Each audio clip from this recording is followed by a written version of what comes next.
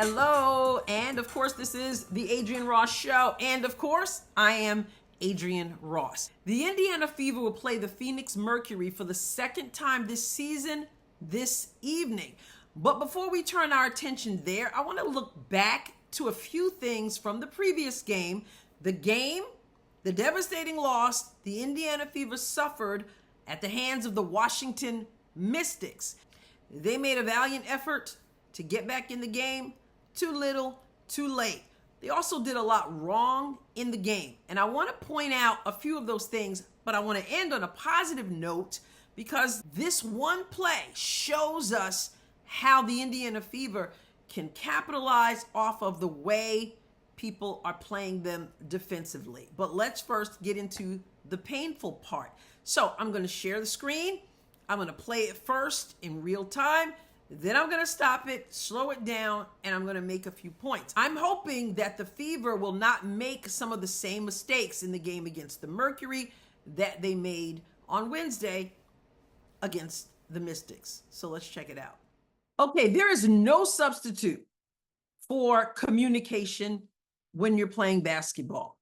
And so I'm going to show you some really important communication that we see from the Mystics, and then also an elementary backdoor play. This is just one example. I mean, the Mystics put it on Indiana over and over and over again, especially in the first half when it came to how they were scoring with the backdoor. So let's take a look in real time, and then I'll go back and show you what I want to show you. You should have seen her pregame workout. She had worked up a lather more than any of the players getting ready. She's not even available to play with that broken left hand. Really going after it hard, trying to stay in shape so she's ready after the break. Finds Allen has the size advantage, muscles her way inside, sees a double team, feeds it to Edwards, and Edwards rolls it in. It's 10 straight for one. Okay, so that was a backdoor for Edwards.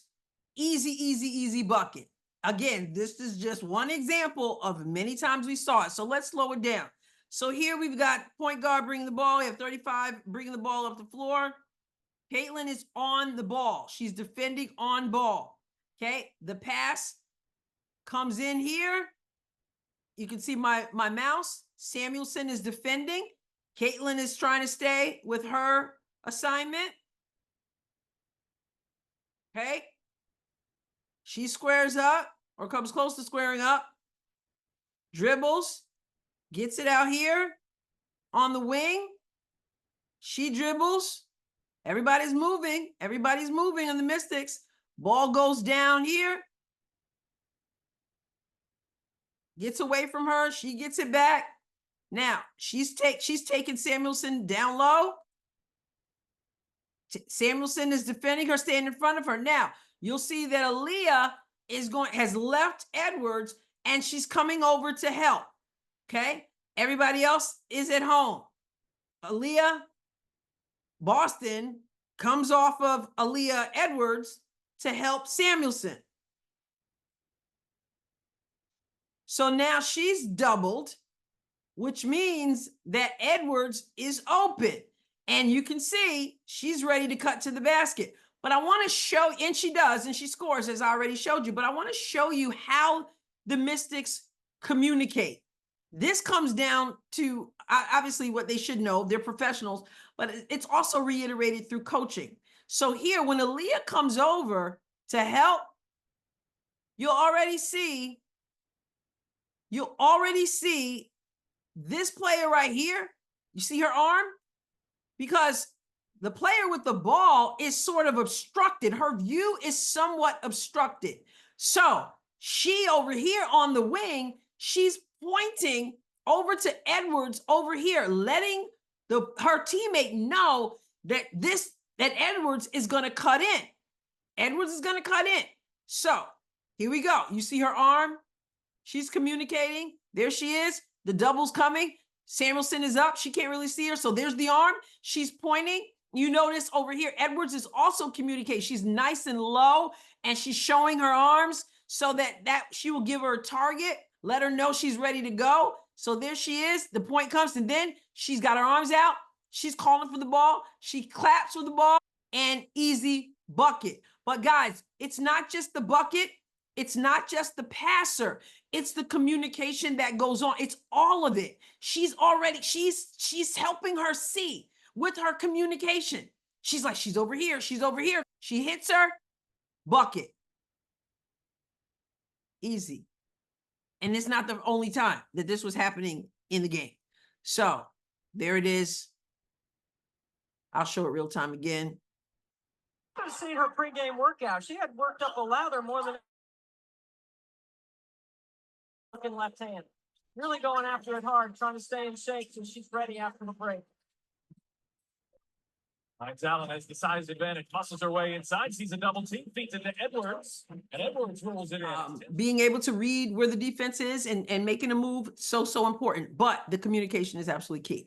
All right, let's go to the next one. We're going old school with this one. The old-fashioned give and go. Take a look in real time. Ball screen action allows Mitchell to get her hand on the ball and get an easy two. He picks up Nelbin on the other end, and Indiana's defense here struggling these last few minutes. Well, they're going quick.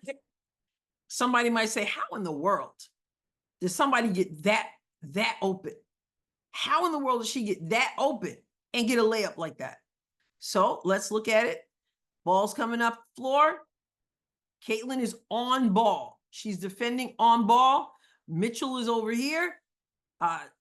This is Damaris Dantas, and I believe this is Smith. So Caitlin's on ball. Caitlin's on ball.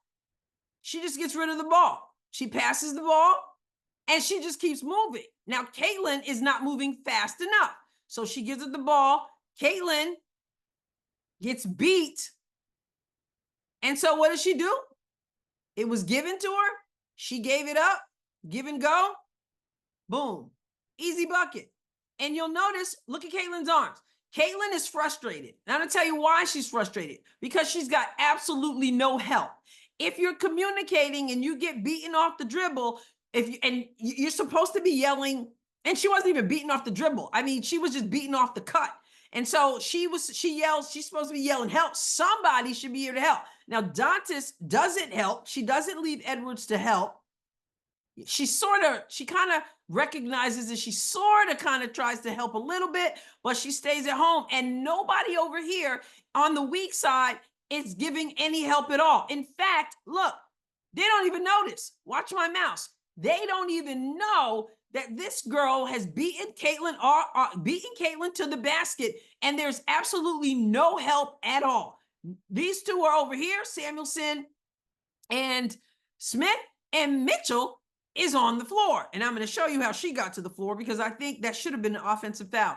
But again, Caitlin beating off the dribble, easy, give and go, basket. Now let's go back and look at what happened to Mitchell. And this again is about communication. So ball's coming up. Mitchell is backing up. Now watch, Dolson over here is going to set the back screen on Mitchell. Either no one told her, because they're supposed to yell out screen. Either no one yelled out screen, or the arena is just so loud that they can't hear, because Mitchell continues to back up. And what does Dolson do? Boom. But she doesn't set, I don't think she sets a stationary screen. I think she pushes into Mitchell, and Mitchell hits the floor. So I think that should have been an offensive foul. And I think that Christy Sides, you see over here, I think she's reacting to that as well, because Dolson did push into, at least from my angle, pushed into her. But again, nobody called out the screen at all. Boom, she's on the floor. They're looking over here, I guess, at Mitchell on the floor, or just the people they're defending. And over here, they ain't got time for a show. They ain't got time to watch somebody on the floor, watch what's going on the other side. She cuts to the basket, and there's no help. And Caitlin is frustrated, and that's why her arms go up. She's frustrated. There should be help. Now she's got to do her part to stay with her man, or her player. Some people get offended if I say man. That's just basketball talk, or assignment. And nobody is there to help. So communication is absolutely important. So that's just your old basic give and go that you learn like when you're in 4th grade or 3rd. Okay, so let's look at something else. The Mystics are going to run some old-fashioned screen and rolls, and you're going to see how much they move. They continue to move. In Indy here today, assistant Telly Bellavacqua was also on the team back in 2008. Her advice, just embrace the moment and enjoy it. And also, Christie's facing off against her future teammate, G. Melbourne, playing for the Mystics, also a part of Australia's big team. You know, Kelsey, I had a chance to talk to Tully before the game today, and she was just going down memory lane, you know, and we talk about Diana. And that's an and one. Now, there's a lot going on there in real time, so let's slow it down. And I want you to notice how much the Mystics continue to move. They pass the ball, they're setting constant screens, guys, and they're moving without the ball. So let's take a look. Ball is inbounded. Bringing it up the floor. Caitlin's on ball. Okay, watch this. Caitlin's on ball. Watch this. I'm going to show you this. This player here, look at my mouse. She cuts up so that she can set a screen on Samuelson to free up Dawson. So again, here we go. There she is. Look at the bottom left of your screen. She cuts up. There's the screen on Samuelson. She sets the screen.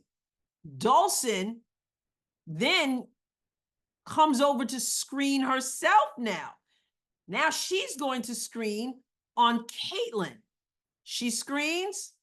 35 uses the screen. Dawson rolls. And she actually, I think, could have rolled all the way to the basket. Look at all this space. All this space, and she's inside. So I think because she rolled properly, she seals Caitlin behind her. So again, she sets the screen and she rolls. So her arm, she can extend her arm there. I think that she could have gone all the way to the basket. But so she sets the screen. Ball is still up top. Now another screen is being set on Mitchell. See the constant screens. So she sets the screen on Mitchell. She uses the screen. Passes to the corner. Wallace comes out to defend. They're constantly moving. Constantly moving. So now she dribbles. Dawson sets another screen over here. She uses that screen. And now notice that Edwards also sets a screen. And notice her hands. I'm going back because she's calling her. She's communicating. She's like, come on.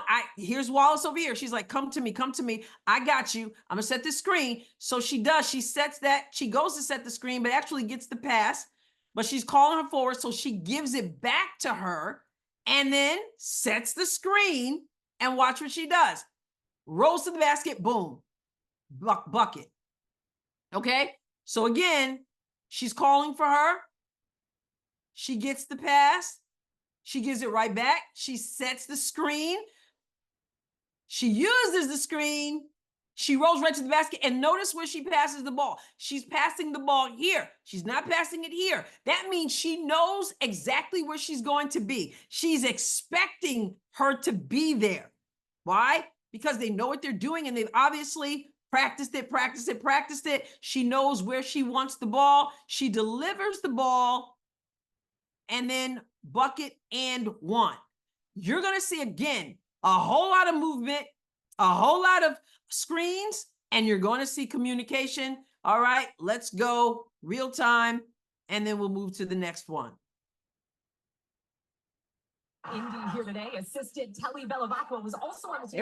They're moving, they're screening, Embrace the moment and enjoy it. And also, another screen facing off against her future teammate, G. Melbourne, playing for the Mystics, also a part of Australia. Another screen on Mitchell. You know, Kelsey, I had a chance to talk to Tully before the game today. Another screen. And, she was just going down memory lane, you know, and bucket we talk about and Diana. one. This team, they may be at the bottom, but this team, I mean, they've lost some games that were close. They're well coached and they know what they're doing. All right, let's go to the next one. Now I'm going to end on a positive note. In this video, you're going to see Caitlin Clark do what Caitlin Clark is going to have to do time and time again, and what her teammates are going to have to respond to time and time again. All right, they run a nice cut to the basket themselves. So real time, then we'll talk about it. Exactly what Christie Sides warned against. That big win on Saturday, not having a letdown. Still a long way to go here as Clark feeds it into Wheeler for the buckets. Definitely. Okay, so what you're gonna see here is what we've been talking about over and over again. Nobody else in the league is picked up 94 feet. So that's number one. Caitlin Clark's defender is right there on the inbound. She's gonna be all over her. All right. They say that Caitlin is a rookie who's gonna have to adjust to the league, etc. And yet they play her as if she's already been MVP 10 times in the league. So what does that say about them? In any case, 94 feet, defense all on her. She's crossing over. She crosses over again through the legs. She crosses over again. Defense on her. And not just on her. Look at her. She's actually holding her up.